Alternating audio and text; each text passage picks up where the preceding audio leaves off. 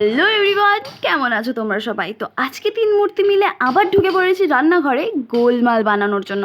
ও sorry, এই গোলমাল নয়, এই গোলমাল বানানোর জন্য।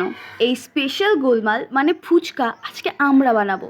ভাবা যায়? যাই হোক, আমাদের সামার ভ্যাকেশন তো শেষ, বাট এই জুন মাসে এত গরম, এখন এত গরম, এই কারণে স্কুল থেকে আবার দুদিনের সামার ভ্যাকেশন দেওয়া হয়েছে আমাদের। আর এই ভ্যাকেশনে বাড়িতে চুপচাপ করে বসে থাকার মেয়ে তো আমরা নয়, আর আমরা এমনিতেই হুজুকে বাঙালি। তো কি করব ভেবে না পেয়ে ভাবলাম যে চল ফুচকা খেয়ে আসি। কিন্তু এই পোড়া রোদ্দুরে কেউ আমাদের মার্কেট যেতে দিল না, তাই ভাবলাম যে বাড়িতেই ফুচকা বানাবো, কিন্তু এখন ফুচকা আমরা খেয়ে ছাড়বো। তারপর আর কি, যেমন কথা ঠিক তেমনই গাছ, আমরাও লেগে পড়ি ফুচকা বানানোর তোড়জোড়ে। বি অনেস্ট, ফুচকার আলু আর পাঁপড়টা খুবই টেস্ট হয়েছিল, বাট জলে একটু লবণ কম বলে অত ভালো হয়নি। ফুচকার পাঁপড় আমরা মার্কেট থেকে কিনে এনেছিলাম, এই গরমে আর বাড়িতে বানানোর ঝামেলা করিনি, আর বাড়িতে বানালে সেই জিনিসটা খাবার যোগ্য হতো না, তাই আর বানাইনি। Okay bye.